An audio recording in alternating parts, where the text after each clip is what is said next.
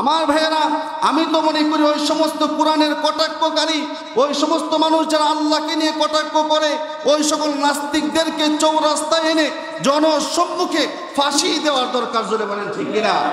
তাদেরকে ফাঁসির কাস্টে জড়ানো দরকার। আর যদি ফাঁসি দেওয়া না হয় তাহলে তাদেরকে যাবজ্জীবন জেলের ব্যবস্থা করার দরকার। আপনার আবুল সরকার ওই বাউল নামের ফাউল আল্লাহ তাআলাকে গালিগুলোজ করেছে। আপনারা অবগত আছেন, 4-5 দিন আগে তাওহীদি জনতা তাকে পুলিশ দ্বারা গ্রেফতার করিয়ে দিয়েছে। সে কি বলেছে? সে এমন শব্দ আল্লাহর শানে ব্যবহার করেছে, আল্লাহকে নিয়ে এমন কটূক্তি করেছে যা মুখ দিয়ে ভাষাই প্রকাশ করার মতো না। আমার ভাইয়েরা, সে বলতেছে আল্লাহ রাব্বুল আলামিন বলেছে যে পৃথিবীর সর্বপ্রথম সৃষ্টি হলো আমার নূর, সর্বপ্রথম সৃষ্টি হলো আমার রসুল, সর্বপ্রথম সৃষ্টি হলো আমার কোরআন। এই সেই বলে বলতেছে এগুলো জাল কথা, যে প্রথমে এটা প্রথম ওইটা। আল্লাহ তাআলা বলেছেন, আল্লাহ তাআলা এক মুখে কই কথা বলেছেন? আল্লাহর মুখ আর পাছা সমান। বলে নাউজুবিল্লাহ। এমন কটূক্তি সে আল্লাহর শানে করেছে, এমনকি কোরআনের শানেও সেই কটূক্তি করে বলেছে কুল আউযু বিরাব্বিন আছে, মালিকিন আছে, রবন আছে, মালিকিয়ন আছে, ইলাহিয়ন আছে। আমরা নাচলে সমস্যা কি? এই কথাগুলো ইউটিউবে আছে, আপনারা তালাশ করলে পাইবেন। এই সমস্ত কটূক্তি করার পর তাওহীদি জনতা তার নামে মামলা করে ধরিয়ে দিয়েছে তাকে। কিন্তু আজ তার কিছু দালাল, কিছু ভক্ত মরিদান, এমনকি কিছু রাজনৈতিক ব্যক্তিবর্গ তার মুক্তি চাইতেছে। জোরে বলেন ঠিক কিনা? আমার ভাইয়েরা, আমি তো মনে করি ওই সমস্ত কোরআনের কটাক্ষকারী, ওই সমস্ত মানুষ যারা আল্লাহকে নিয়ে কটাক্ষ করে, ওই সকল নাস্তিকদেরকে চৌরাস্তায় এনে জনসম্মুখে ফাঁসি দেওয়ার দরকার। জোরে বলেন ঠিক কিনা? তাদেরকে ফাঁসির কাস্টে জড়ানো দরকার। আর যদি ফাঁসি দেওয়া না হয় তাহলে তাদেরকে যাবজ্জীবন জেলের ব্যবস্থা করার দরকার। আপনারা জানেন এই বাংলাদেশে 2টা ধর্ম চালু আছে। এদেরকে আমি মুসলমান বলি না। একটা হলো বাউল ধর্ম, আর একটা হলো লালন ধর্ম।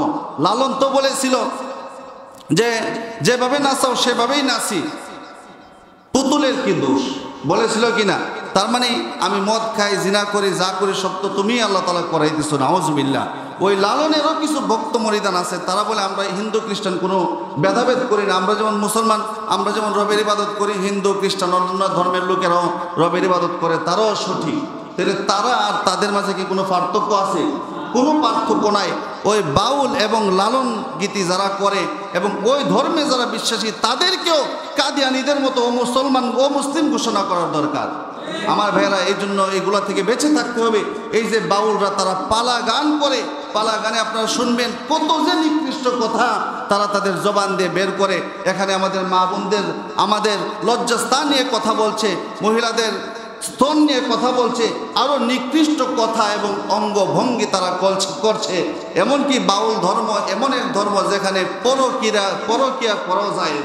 আমার ভাইয়েরা, ওই সমস্ত অবাঞ্ছিত মানুষ থেকে আমাদেরকে হেফাজত করুক, এবং যাদেরকে গ্রেফতার করা হয়েছে আমরা চাই তাদেরকে সর্বোচ্চ শাস্তি দেওয়া হোক। আর এই লাইনে আরও যারা ভণ্ডামি করতেছে, মানুষের ঈমান নষ্ট করতেছে, তাদেরকেও অচিরেই বিচারের আওতায় আনা হোক।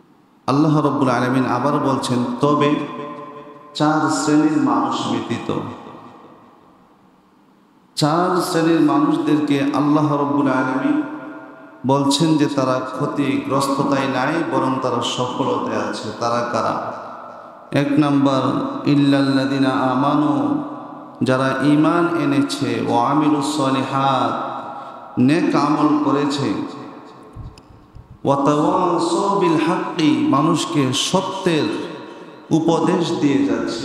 পরস্পরে এক মুমিন আরেক মুমিনকে হকের বা সত্যের উপদেশ দিচ্ছে। ওয়া তাওয়াসাউ বিস সাবর, এবং পরস্পরে একজন আরেকজনকে ধৈর্যের উপদেশ দিচ্ছে। এই 4 শ্রেণীর মানুষ ছাড়া এই দুনিয়াতে বাবা আদম আলাইহিস সালাম থেকে শুরু করে কিয়ামত পর্যন্ত যত মানুষ চলে গেছেন এবং আসবে, সকলেই ক্ষতির মধ্যে আছে। আল্লাহ রাব্বুল আলামিন আমাদেরকে এই 4টি গুণ অর্জন করার তৌফিক দান করুক, বলেন আমিন। আমার ভাইয়েরা, কুরআনুল কারীমের ভিতরে আল্লাহ রাব্বুল আলামিন 2 প্রকার সূরা নাজিল করেছে। কিছু সূরাকে বলা হয় মাদানী, আবার কিছু সূরাকে বলা হয় মাক্কি। মাদানী সূরা সে সকল সূরা যেগুলো মদিনায় অবতীর্ণ হয়েছে, মাক্কি হলো সেই সকল সূরা যেগুলো মক্কায় অবতীর্ণ হয়েছে, আর সূরাতুল আসরটি হলো মাক্কি সূরা, যে সূরাটি আল্লাহ রাব্বুল আলামিন মক্কায় অবতীর্ণ করেছেন হিজরতের আগে, ইসলামের একেবারে প্রথম জমানায়। এই সূরার এত ফজিলত, ইমাম শাফি রাহমাতুল্লাহি আলাইহি বলেন, লাউ তাদাব্বারান নাসু হাদিহি সূরা লাওয়াসিআতহু, দুনিয়ার মানুষেরা যদি এই ছোট্ট একটি সূরা সূরাতুল আসর নিয়ে চিন্তা করে, গবেষণা করে, লাওয়াসিআতহুম, এই সূরাই তাদের জন্য নাজাতের জন্য যথেষ্ট হয়ে যাবে, বলেন সুবহানাল্লাহ। আর হাদিসে এসেছে সাহাবায়ে কেরামগণ যখন একজন আরেকজনের সাথে সাক্ষাৎ করতেন, এই সূরা একজন আরেকজনকে শুনিয়ে দিতেন। قال رسول الله صلى الله عليه وسلم, নবী করিম সাল্লাল্লাহু আলাইহি ওয়াসাল্লামের বর্ণিত হাদিস, عن أبي مدينة الدارمي قال كان الرجلان من أصحاب النبي صلى الله عليه وسلم إذا التقيا لم يفترقا حتى يقرأ أحدهما على الآخر والعصر إن الإنسان لفي خسر। আমার মুসলমান ভাইরা, নবীর সাহাবী হযরত আবু মদিনা দারমি রাদিয়াল্লাহু তাআলা আনহু বলেন, নবী করিম সাল্লাল্লাহু আলাইহি ওয়াসাল্লামের সাহাবীরা যখন একজন আরেকজনের সাথে সাক্ষাৎ করত, এক সাহাবী আরেক সাহাবীর সাথে মুলাকাত করত, তারা প্রথমেই এই সূরাটি পাঠ করতেন, ওয়াল আসরি ইন্নাল ইনসানা লাফি খুসর। সাহাবীরা একজন আরেকজনের সাথে সাক্ষাৎ করার পর সালাম দেওয়ার আগে এই সূরাটি পড়তেন, সুম্মা ইউসাল্লিমু আহাদুহুমা আলাল আখর, এরপরে একজন আরেকজনকে সালাম করতেন এবং অন্যান্য কথা বলতেন। সুবহানাল্লাহ। এটা এমন একটি সূরা যে সূরার ভিতরে আল্লাহ রাব্বুল আলামিন মুমিনদের সফলতার কথা বলেছেন, এবং এমন একটি সূরা যে সূরার ভিতরে মানুষেরা যে ক্ষতিগ্রস্ত হয়ে যাবে, এই দুনিয়ার কাফের বেঈমানেরা, এমনকি ঈমানধারেরাও যদি তারা এই সূরার উপর আমল না করে তারা ক্ষতিতে পড়ে যাবে, ক্ষতিগ্রস্ত হয়ে যাবে। আমার ভাইরা, এই ছোট্ট সূরাটি আল্লাহ রাব্বুল আলামিন নবীর প্রিয় সাহাবী হযরত আবু বকর রাদিয়াল্লাহু তাআলা আনহু শানে নাজিল করেছেন। এই সূরার প্রেক্ষাপট হলো, নাজিল হওয়ার কারণ হলো একটি ঘটনা, যে ঘটনাটি হযরত আবু বকর সিদ্দিক রাদিয়াল্লাহু তাআলা আনহুর সাথে সম্পৃক্ত, এবং ওই ঘটনার পরিপ্রেক্ষিতে আল্লাহ তাআলা আবু বকর রাদিয়াল্লাহু তাআলা আনহুর উপর খুশি হয়ে গেলেন এবং সূরাটি নাজিল করলেন, বলেন সুবহানাল্লাহ। আমার মুসলমান ভাইয়েরা, সেই ঘটনাটা কি? হযরত আবু বকর সিদ্দিক রাদিয়াল্লাহু তাআলা আনহু ইসলাম ধর্ম যখন গ্রহণ করলেন, তিনি ইসলাম ধর্মকে এত বেশি বড় মনে করতে লাগলেন, দুনিয়ার সমস্ত কাজকর্ম ফেলে দিয়ে ইসলাম নিয়ে পড়ে থাকলেন আর রাসূলের দরবারে সময় কাটাতে লাগলেন। তিনি তো এমন একজন সাহাবী, ইসলাম ধর্ম গ্রহণ করার জন্য রাসূলকে একটিও প্রশ্ন করেননি এবং কখনো তিনি রাসূলকে পরীক্ষা করেননি। এই জন্যই নবী করিম সাল্লাল্লাহু আলাইহি ওয়াসাল্লাম সাহাবীদেরকে বলতেন, ও আমার সাহাবীরা, তোমরা ইসলাম ধর্ম গ্রহণ করেছ, আমাকে প্রশ্ন করেছ, পরীক্ষা করেছ, আমি রাসূল নবী কিনা সে বিষয়ে পরীক্ষা করে তোমরা ইসলাম ধর্ম গ্রহণ করেছ, কিন্তু আমার সাহাবী আবু বকর আমাকে পরীক্ষা না করে সবার আগে প্রথমেই সে বিনা বাক্যে প্রশ্ন ছাড়া ইসলাম ধর্ম গ্রহণ করেছে। ও আমার সাহাবীরা, তোমরা আবু বকরকে কষ্ট দিও না, তার মনে যেন কষ্ট না পায় এমন কোনো কথা বলো না। মনে রেখো তোমরা যদি আবু বকরকে কষ্ট দাও যেন তোমরা আমি রাসূলকেই কষ্ট দিলে। আমার ভাইয়েরা, হযরতে আবু বকর রাদিয়াল্লাহু তাআলা আনহু যখন কালিমা পাঠ করলেন, ইসলাম ধর্মের সুশীতল ছায়ায় তিনি চলে আসলেন। তিনি ভাবতেছিলেন অবস্থাটা এমন হয়ে গেল যেন আবু বকর একটি গুপ্তধনের সন্ধান পেয়েছে, গুপ্তধন তিনি গ্রহণ করেছেন, আল্লাহর রাসূলের সাথে তার সম্পর্ক সৃষ্টি হয়ে গেল। এই জন্য তিনি ব্যবসা বাণিজ্য কাজকর্ম সবগুলো ফেলে দিয়ে রাসূলের দরবারে পড়ে থাকতে লাগলেন। একদিন উনি মুশরিক অবস্থায়, ওনার এক বন্ধু ছিল কালাদা নামক এক সাহাবী, যিনি পরবর্তীতে ইসলাম ধর্ম গ্রহণ করেছিলেন, কিন্তু তখনও তিনি অমুসলমান ছিলেন। আবু বকরের সাথে একদিন সাক্ষাৎ হয়ে গেল। ডাক দিয়ে বলতেন, আবু বকর, তোমার কি অবস্থা? তুমি নিজের বাপ দাদার ধর্মে চুনকালি মেখে ইসলাম ধর্ম গ্রহণ করেছ, এখন তুমি ধর্ম ছেড়ে দিয়েছ, কর্ম ছেড়ে দিয়েছ, ব্যবসা বাণিজ্য ছেড়ে দিয়েছ, তুমি তো বড় লোকসানে পড়ে গেছো। আমার ভাইয়া, হযরত আবু বকর সিদ্দিক রাদিয়াল্লাহু তাআলা আনহু যে জবাবটি দিয়েছিলেন আল্লাহ রাব্বুল আলামিন মঞ্জুর করে নিলেন, কুরআনুল কারীমের ভিতরে উল্লেখ করে দিলেন।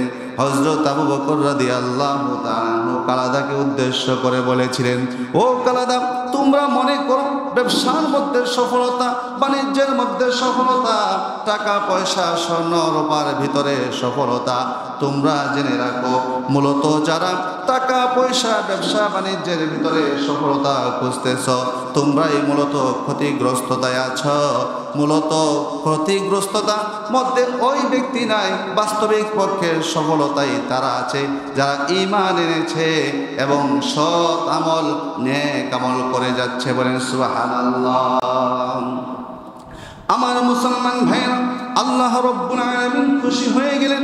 হযরত আবু বকরের নামে সূরা আসরের ভিতরে মুমিনদের সফলতার কথা উল্লেখ করে এই সূরাটি নাজিল করে দিলেন। আমার ভাইরা, আবু বকর রাদিয়াল্লাহু তাআলা আনহু কালাদাকে কথা বললেন আর বলতে লাগলেন, তুমি মনে করছো, তোমরা মনে করছো ব্যবসা বাণিজ্যের সফলতা প্রকৃত পক্ষে সফলতা আর কামিয়াবি হবে ইসলাম ধর্মে ঈমান আনয়নের মধ্যে, নেক আমল করার মধ্যে। তোমরা ভাবতেছো আমি ব্যবসায়ী নাই, প্রকৃত পক্ষে আমি নতুন ব্যবসা শুরু করে দিয়েছি, আর ওই ব্যবসার পুঁজি আমি লাগিয়েছি। পুঁজিটি হলো লা ইলাহা ইল্লাল্লাহু মুহাম্মাদুর রাসূলুল্লাহ। কালিমা নামক পুঁজির মাধ্যমে ব্যবসা শুরু করে দিয়েছি, এরপরে ঈমান এনেছি, নেক আমল করতেছি, আর দুনিয়াতেও আমি সফল হব, আখিরাতেও সফল হয়ে যাব। আল্লাহ রাব্বুল আলামিন এই কথাটাকে মঞ্জুর করে নিলেন, সূরাতুল আসর নাজিল করলেন, বলতে লাগলেন, হে দুনিয়ার মানুষেরা শোনো, যুগের কসম, সময়ের কসম, ওই সমস্ত লোকেরা ক্ষতিগ্রস্ত, তবে যারা ঈমান এনেছে, নেক আমল করেছে, পরস্পরে সত্যের উপদেশ দিচ্ছে, পরস্পরে একজন আরেকজনকে ধৈর্যের উপদেশ দিচ্ছে, তারাই মূলত সফল কাম হয়ে গিয়েছে। সুবহানাল্লাহ। আমার ভাইরা, আল্লাহ রাব্বুল আলামিন এত সুন্দর করে আবু বকর রাদিয়াল্লাহু তাআলা আনহুর কথা সমর্থনে এবং প্রমাণস্বরূপ এই সূরা নাযিল করে দিলেন। আবু বকর রাদিয়াল্লাহু তাআলা আনহু নবীজিকে ভালোবাসতেন, নবীজিও আবু বকরকে ভালোবাসতেন। একদিন নবী করিম সাল্লাল্লাহু আলাইহি ওয়াসাল্লাম হযরতে আবু বকর রাদিয়াল্লাহু তাআলা আনহুকে জিজ্ঞেস করলেন, মা তুহিব্বু মিনাদ দুনিয়া ইয়া আবা বকরিন, ও আবু বকর, দুনিয়াতে তোমার কাছে প্রিয় জিনিস কোনটি? আবু বকর রাদিয়াল্লাহু তাআলা আনহু বললেন, ইয়া রাসূলুল্লাহ, উহিব্বু সালাতাম মিনাদ দুনিয়া, দুনিয়াতে তিনটা জিনিস আমার কাছে সবচেয়ে বেশি প্রিয়, তিনটি জিনিস আমি সবচেয়ে বেশি ভালোবাসি। আল জুলুসু বাইনা ইয়াদাইকা, এক নম্বরে আপনার মজলিসে বসে থাকা, দুই নম্বর ওয়ান নাজরু ইলাইকা, আপনার চেহারার দিকে নজর করা, তাকিয়ে থাকা, তিন নম্বর ও ইনফাকু মালি আলাইকা, আমার সমস্ত সম্পত্তি আপনার পিছনে ইসলামের জন্য কোরবান করে দেওয়া। রাসূল করিম সাল্লাল্লাহু আলাইহি ওয়াসাল্লাম বলতেন, হযরত আবু বকর রাদিয়াল্লাহু তাআলা আনহু যে টাকা পয়সা ইসলামের জন্য দান করেছে, ওনার টাকার উপরে, ওনার সম্পত্তির উপরে ইসলামের খুঁটি, ইসলাম দাঁড়িয়ে আছে বলে সুবহানাল্লাহ। আমার ভাইরা, এবার আসুন আল্লাহ রাব্বুল আলামিন কসম খেয়ে বললেন, বল আসরি, যুগের কসম, সময়ের কসম। এই পৃথিবীতে আমরা কসম করি, বড় জিনিসের কসম করি। অনেক সময় বলি আল্লাহর কসম, অনেক সময় বলি বাবার কসম, অনেক সময় বলি মায়ের কসম। কাউকে কি দেখেছেন বলেছে যে আমি মোবাইলের কসম করতেছি, বলে আমি চুলের কসম করলাম, পাঞ্জাবির কসম করলাম। অবশ্যই বড় কোনো জিনিসের কসম খেয়ে কথা বলি। এখন আল্লাহ রাব্বুল আলামিন কিসের কসম খাবেন? তিনি তো আহকামুল হাকিমিন, রহমানুর রহিম, তিনি কিসের কসম খাবেন? আল্লাহ তাআলা তো সব কিছু সৃষ্টি করেছে।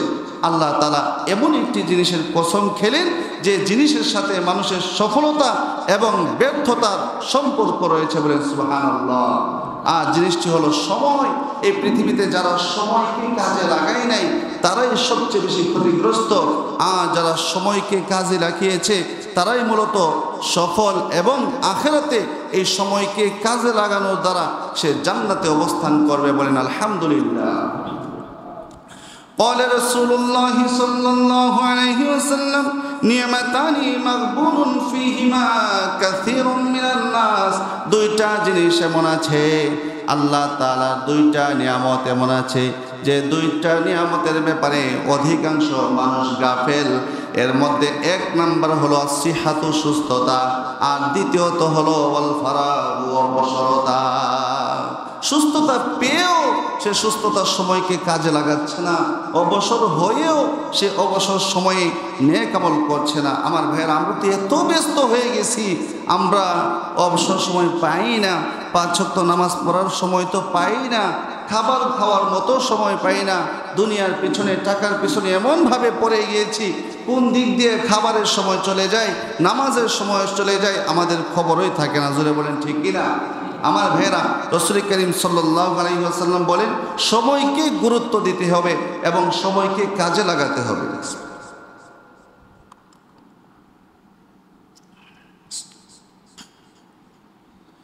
এবং রাসূল করিম সাল্লাল্লাহু আলাইহি ওয়াসাল্লাম বলেছেন, ওলি জাসাদিকা আলাইকা হাকুন। হে আমার উম্মতেরা, তোমরা সময় নষ্ট করেছো, তুমি ঠিকমতো খাবার খাচ্ছ না, ঘুমাচ্ছ না দুনিয়ার জন্য। জেনে রাখো, তোমার শরীরেরও কি আছে, হক আছে তোমার উপরে। তোমার শরীরের প্রত্যেক দিন যে পরিমাণ খাবার দেওয়ার দরকার, পানি দেওয়ার দরকার, এতটুকু দেওয়া তোমার উপর দায়িত্ব, এটা তোমাকে দিতে হবে। এত সুন্দর কথা আর কি কোনো ধর্মে আছে? ইসলাম ধর্ম এমন ধর্ম, শুধু ইবাদতের কথা বলছে না, আমরা যেন আমাদের স্বাস্থ্যের দিকে লক্ষ্য রাখি, আমরা যেন সুস্থ থাকি, সে বিষয়ে ইসলাম দিক নির্দেশনা করছে, গাইডলাইন করছে। অথচ দুনিয়ার মানুষের আল্লাহ রাব্বুল আলামিনকে ভুলে গিয়েছে। আল্লাহ তাআলা বলেন, আমাকে ভুললে চলবে না, আমাকে স্মরণ করো তোমরা। ফাযকুরুনি ফাযকুরুনি আযকুরুকুম ওয়াশকুরুলি ওয়ালা তাকফুরুন। আল্লাহ রাব্বুল আলামিন বলছেন, হে আমার বান্দারা, তোমরা আমাকে তোমাদের দুনিয়ার মজলিসে স্মরণ করো, আমি আল্লাহ তাআলা তোমাদেরকে এমন মজলিসে স্মরণ করব যে মজলিসের মতো সম্মানিত মজলিস দুনিয়াতে আর হবে না। আর সেটি হলো ফেরেশতাদের মজলিস। ফেরেশতাদের মজলিসে আমি তোমাদেরকে স্মরণ করব। আমার ভাইয়েরা, মানুষ মৃত্যুর পরে, জাহান্নামে যাওয়ার পর সবচেয়ে বেশি আফসোস করবে সময়ের। যাহারে কেন সময়কে কাজে লাগালাম না। জান্নাতে যাওয়ার পরেও সবচেয়ে বেশি আফসোস করবে সময়ের।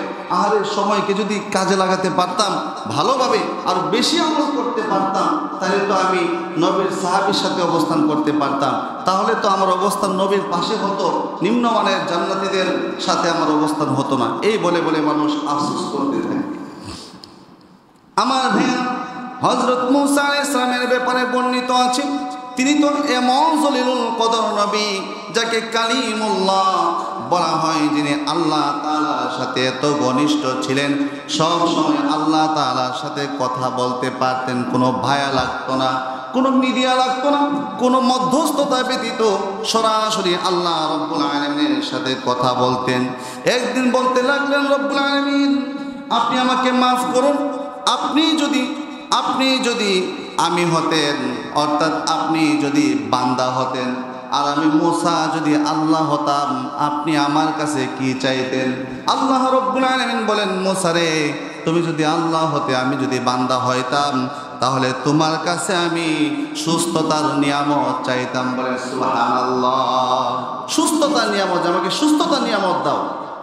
চিন্তা করেছেন অনেক সময় আমরা যখন জ্বরে পড়ে যাই, আমরা যখন অসুস্থ হয়ে যাই, আহারে উঠতে পারি না, বসতে পারি না, খাইতে পারি না, মনে হয় এই জীবন আমার তেজপাতা হয়ে গেছে, নেক আমলও করতে পারি না। কিন্তু যখনই আমরা সুস্থ হয়ে যাই, আবার আল্লাহ রাব্বুল আলামিনকে ভুলে যাই। এইটা আমার ভাই ঠিক না। অসুস্থ হওয়ার আগে আগে আল্লাহ রাসূল সাল্লাল্লাহু আলাইহি ওয়াসাল্লাম বলেন যে সিহাতা ক্বাবলা সুকমিক, তুমি তোমার অসুস্থ হওয়ার আগে সুস্থতার সময়টাকে গনিমত মনে করতে থাকো। আমার ভাই, দুনিয়াতে কোনো মানুষ শুধু ইবাদত করে জান্নাতে যেতে পারবে না আল্লাহ তাআলার দয়া ছাড়া, আবার শুধু দয়া দিয়েও জান্নাতে যেতে পারবে না ইবাদত ছাড়া। দুটোরই প্রয়োজন আছে। এই দুনিয়াতে যে শুধু সুস্থতার সময় পেয়ে নিয়ে কামল করে জান্নাতে চলে যাবে এমন না, পাশাপাশি আল্লাহ রাব্বুল আলামিনের দয়াও চাইতে হবে। আল্লাহ তাআলার দয়া নিয়েই ইবাদতের পাশাপাশি জান্নাতে যেতে হবে। সাহাবীরা প্রশ্ন করলেন, ইয়া রাসূলুল্লাহ, আল্লাহর দয়া ছাড়া কেউ জান্নাতে যেতে পারবে না, আপনিও কি যেতে পারবেন না? রাসূল করিম সাল্লাল্লাহু আলাইহি ওয়াসাল্লাম বলেন, না, আমিও যেতে পারবো না। আমি নবী, আল্লাহ যদি আমাকে দয়া না করেন আমিও জান্নাতে যেতে পারবো না। আমার ভাইয়েরা, আল্লাহ নবী, বিশ্ব নবী, আকায়ে নামদার তাজদারে মদিনা আহমদ মুস্তাফা জনাবে মুহাম্মদুর রাসূলুল্লাহ সাল্লাল্লাহু আলাইহি ওয়াসাল্লাম সাহাবীদেরকে বোঝানোর জন্য একটি ঘটনা বললেন। আল্লাহ রাসূল সাল্লাল্লাহু আলাইহি ওয়াসাল্লাম বলেন, সাহাবীরা রে, শত শত বছর আগে একজন ওয়ালিয়ে কামেল ছিল, অনেক বড় বুজুর্গ ছিল। তার অবস্থান ছিল একটা সাগরের মধ্যখানে, একটা দ্বীপের মধ্যে। ওই লোকটা 500 বছর পর্যন্ত আল্লাহ তাআলার ইবাদত করেছিল, কিন্তু ওই দ্বীপের চতুর্পাশে নুনা পানি ছিল। লবণাক্ত হওয়ার কারণে সে পানি পান করতে পারত না। আমি আল্লাহ তাআলা তার জন্য দ্বীপের মধ্যে মিষ্টি পানির নহর জারি করে দিয়েছিলাম। ওই লোকটা খাওয়ার মতো কোনো খাবার ছিল না। আমি আল্লাহ তাআলা তার জন্য একটি আনার গাছ তৈরি সৃষ্টি করে দিলাম। ওই আনার গাছে আনার ধরতো আর সে খাইতো। জিবরাইল আলাইহিস সালাম বলেন, রাসূল বলেন, জিবরাইল আমাকে বলছেন, ইয়া রাসূলুল্লাহ, আমি যতবার আসমান থেকে জমিনে এসেছি, জমিন থেকে আসমানে গিয়েছি, প্রত্যেকবার ওই ওয়ালিকে আল্লাহর কদমে সেজদা অবস্থায় কাঁদতে দেখেছি। সুবহানাল্লাহ। আমি যখনই এসেছি তখনই দেখেছি সে কেঁদেছে। খাওয়া দাওয়া পান করা ছাড়া প্রত্যেকটা সময়কে আল্লাহর জন্য কাটিয়েছে। আমার ভাইয়েরা, ওই লোকটাকে কাল কিয়ামতের ময়দানে আল্লাহ রাব্বুল আলামিন বলবেন, বান্দারে, আমার দয়ায় তুমি জান্নাতে চলে যাও। লোকটি বলবে, রব্বুল আলামিন, আমি তো 500 বছর ইবাদত করেছি, তোমার দয়ায় আমি জান্নাতে যেতে চাই না, আমি ইবাদতের বিনিময়ে জান্নাতে যেতে চাই। আমার ভাইয়েরা, আল্লাহ রাব্বুল আলামিন বলবেন, ফেরেশতারা, আমার বান্দা আমার দয়ায় জান্নাতে যেতে চাই না, ইবাদতের বিনিময়ে জান্নাতে যেতে চাই, তাহলে কাজ করো, তার 500 বছরের ইবাদত একটি পাল্লায় রাখো, আরেকটা পাল্লায় আমার দেওয়া চোখ নামক নিয়ামতটাকে রাখো। আল্লাহ তাআলার দেওয়া চোখ নামক নিয়ামতকে এক পাল্লায়, আরেক পাল্লায় 500 বছরের ইবাদত রাখা হলো। ওই চোখের নিয়ামতের পাল্লাটাই ভারী হয়ে গেল। এক চোখের বিনিময়ে তো 500 বছর ইবাদত চলে গেল। তাহলে আল্লাহ যে আরো এক চোখ দিয়েছে, কান দিয়েছে, নাক দিয়েছে, ঘটনাটি সে সময়ে যখন মানুষ 500, 600, 700 বছর, 1500 বছর পর্যন্ত হায়াত পাইত, ওই সময়ের কথা। কোন কোন বর্ণনায় এসেছে আল্লাহ রাব্বুল আলামিন জিবরাইল আলাইহিস সালামকে বলবেন, ও জিবরাইল, আমার এই বান্দাকে তুমি জাহান্নামটা ঘুরিয়ে দেখিয়ে নিয়ে আসো। জিবরাইল ওই বান্দাকে সাথে নিয়ে যাবেন, জাহান্নাম ঘুরিয়ে দেখিয়ে আনবেন। কিন্তু জাহান্নামের গরমের তাপে তার বুকটা শুকিয়ে যাবে, পানির পিপাসা লাগবে। বলবে, রব্বুল আলামিন, আমার বড়ই পানির পিপাসা লেগেছে, এক গ্লাস পানি দেন। আল্লাহ রব্বুল আলামিন বলবেন, বান্দারে, তোকে 1 গ্লাস পানি দিব, বিনিময়ে তুই 500 বছরের ইবাদত আমাকে দিয়ে দে। বান্দার জান বাঁচানো দরকার, 500 বছরের ইবাদত দিয়ে দিল, বিনিময়ে 1 গ্লাস পানি পান করলো। আল্লাহ তাআলা বলেন, বান্দারে তোর তো 500 বছরের ইবাদত 1 গ্লাস পানির বিনিময়ে দিয়ে দিয়েছিস, এখন তুই জান্নাতে যাবে কি করে? এরে বান্দারে, তোকে আমি ওই নোনা পানির মধ্যখানে দ্বীপের ভিতরে খাওয়ার জন্য, পান করার জন্য পানির ব্যবস্থা করে দিয়েছিলাম। আমি তোর জন্য আনার গাছের ব্যবস্থা করে দিয়েছিলাম। আমি যদি তোকে মিষ্টি পানির ব্যবস্থা না করতাম তাহলে তো তুই সেখানেই মরে যেতে। ও ফেরেশতারা, তার ইবাদত শেষ হয়ে গিয়েছে, তাকে জাহান্নামের দিকে নিয়ে যাও। আমার মুসলমান ভাইয়েরা, ওই বান্দা আল্লাহ দরবারে ক্রন্দন শুরু করে দিবে, বলবে, রব্বুল আলামিন, আমি আমার ভুল বুঝতে পেরেছি, আমার ইবাদতের বিনিময়ে জান্নাতে যেতে চাই না, তোমার দয়ার বিনিময়ে জান্নাতে যেতে চাই। আল্লাহ তাআলা, আমাকে তুমি দয়া করে জান্নাতে দিয়ে দাও। আল্লাহ তাআলা দয়া করে তাকে জান্নাতে প্রবেশ করিয়ে দিবে। সুবহানাল্লাহ। আল্লাহ কেমন রহমান, কেমন রহিম, কেমন দয়ালু। আমার ভাই, এই পৃথিবীতে সবচেয়ে বেশি বান্দার জন্য যে জিনিসটা প্রয়োজন সেটি বিনামূল্যে দিয়েছেন, ফ্রি করে দিয়েছেন। যেমন অক্সিজেন। অক্সিজেনের যে কি দাম! আপনার আমার কোনো অসুস্থ রোগী ব্যক্তি যদি হসপিটালে থাকে, যত দামি হসপিটাল তাদের ছুরি তত ধারালো। তাহলে 1 রাত্রি যদি আইসিইউতে থাকে, লাইফ সাপোর্টে থাকে, 1 রাত্রেই তার 2 লক্ষ 3 লক্ষ টাকা বিল হয়ে যায়। যেটা বলেন ঠিক কিনা? আর আমরা জন্মের পর থেকে নিয়ে 30 বছর, 40 বছর, 60 বছর পর্যন্ত কত অক্সিজেন খাইতেছি আর কার্বন ডাইঅক্সাইড ছাড়তেছি, এর তো কোনো হিসাবই নাই। মানুষের সবচেয়ে বেশি দরকার পানি। আল্লাহ রাব্বুল আলামিন পানিকেও মানুষের জন্য সহজ করে দিয়েছেন। আমরা যখন সফরে থাকি, হাফ লিটার পানি 20 টাকা দিয়ে কিনি, আর 1 লিটার পানি বর্তমানে 25 বা 30 টাকা করে কিনে থাকি। জোরে বলেন ঠিক কিনা? অথচ এই পানি বাড়িতে আমাদের জন্য আল্লাহ তাআলা এত বেশি ফ্রি করে দিয়েছেন, আমরা খেতে পারি, আমরা এই পানি যে কোনো কাজে ব্যবহার করতে পারি।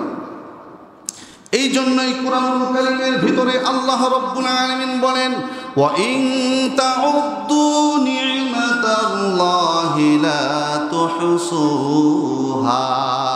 হে আমার বান্দারা, তোমরা যদি আমার নিয়ামতগুলো, যে নিয়ামতগুলো আমি তোমাদেরকে দিয়েছি, গুনে গুনে শেষ করতে চাও, তোমরা মনে রেখো, আমার এত বেশি নিয়ামত তোমাদেরকে দেওয়া গুনে গুনে শেষ করতে পারবে না। আমার ভাইরা, আল্লাহ রাব্বুল আলামিন জানেন, হাজার হাজার বছর পরে সায়েন্স উন্নত হবে, মানুষের ওপেন হার্ট সার্জারি হবে, তখন তার বুকটা ব্লক হয়ে যাবে, তার হার্টটা ব্লক হয়ে যাবে, তখন রোগের দরকার পড়বে। তার শরীরের ভিতরে ছাগলের রোগ লাগালে হবে না, গরুর রোগ লাগালে হবে না। আল্লাহ তাআলা বান্দার শরীরে হাজার হাজার রোগের ব্যবস্থা করে দিয়েছেন। এই জন্যই দেখবেন যাদের ওপেন হার্ট সার্জারি হয় তাদের পায়ের পিছন দিক দিয়ে ফেরে এক্সট্রা এক্সপায়ার রোগগুলো সেখানে নিয়ে লাগিয়ে দেয়। ঠিক কি না? আল্লাহ তাআলা কত নিয়ামতের ব্যবস্থা আমাদের জন্য করেছেন। আমাদের এক জায়গার চামড়া চলে গেলে আরেক জায়গা থেকে গোশত কেটে এনে লাগিয়ে দেওয়া হয়। একটা কিডনি হলেই মানুষ 40 বছর 50 বছর চলতে পারে। আল্লাহ তাআলা আমাদেরকে 2টা কিডনির ব্যবস্থা করে দিয়েছে, যেন একটা কিডনি নষ্ট হয়ে গেলে আরেকটা কিডনির দ্বারা আমরা চলতে পারি। আমার ভাই, আল্লাহ তাআলা এত নিয়ামত আমাদেরকে দিয়েছেন, এত দয়া করেছেন, এরপরে দেখবেন কিছু কিছু অবুঝ মানুষ আল্লাহ তাআলাকে গালি দিচ্ছে। জোরে বলেন ঠিক কিনা? আমার ভাইরা, এমনও শয়তান নাস্তিক এই পৃথিবীতে অতিবাহিত হয়েছে যারা বলেছে যে আমরা গাঁজা খাই, মদ খাই, আল্লাহ কি নাকে তেল দিয়ে ঘুমাই। এমন কথাও অনেক নাস্তিকেরা বলেছে। আমার ভাইরা, বর্তমানে আরেক নাস্তিক আবুল সরকার, ওই বাউল নামের ফাউল আল্লাহ তাআলাকে গালিগুলোজ করেছে। আপনারা অবগত আছেন, 4-5 দিন আগে তাওহীদি জনতা তাকে পুলিশ দ্বারা গ্রেফতার করিয়ে দিয়েছে। সে কি বলেছে? সে এমন শব্দ আল্লাহর শানে ব্যবহার করেছে, আল্লাহকে নিয়ে এমন কটূক্তি করেছে যা মুখ দিয়ে ভাষাই প্রকাশ করার মতো না। আমার ভাইরা, সে বলতেছে আল্লাহ রাব্বুল আলামিন বলেছে যে পৃথিবীর সর্বপ্রথম সৃষ্টি হলো আমার নূর, সর্বপ্রথম সৃষ্টি হলো আমার রসুল, সর্বপ্রথম সৃষ্টি হলো আমার কোরআন। এই সেই বলতেছে, এগুলো জাল কথা, যে প্রথম এইটা প্রথম ওইটা। আল্লাহ তাআলা বলেছেন আল্লাহ তাআলা এক মুখে কই কথা বলেছে, আল্লাহর মুখ আর পাছা সমান, বলেন নাউজুবিল্লাহ। এমন কটূক্তি সে আল্লাহর শানে করেছে, এমনকি কোরআনের শানেও সেই কটূক্তি করে বলেছে কুল আউযু বিরাব্বিন আছে, মালিকিন আছে, রবন আছে, মালিকিয়ন আছে, ইলাহিয়ন আছে, আমরা নাচলে সমস্যা কি? এই কথাগুলো ইউটিউবে আছে, আপনারা তালাশ করলে পাইবেন।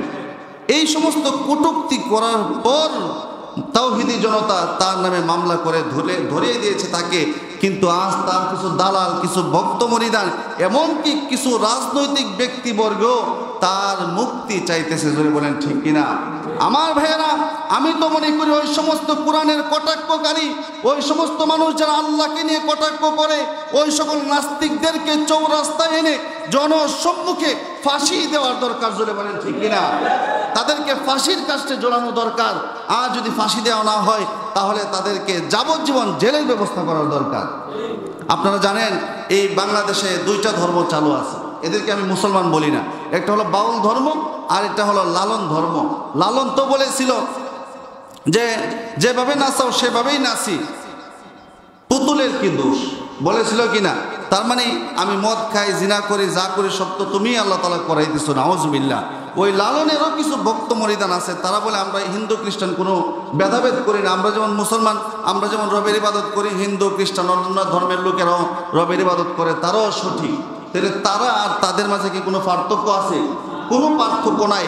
ওই বাউল এবং লালন গীতি যারা করে এবং ওই ধর্মে যারা বিশ্বাসী, তাদেরকেও কাদিয়ানীদের মতো ও মুসলমান ও মুসলিম ঘোষণা করার দরকার।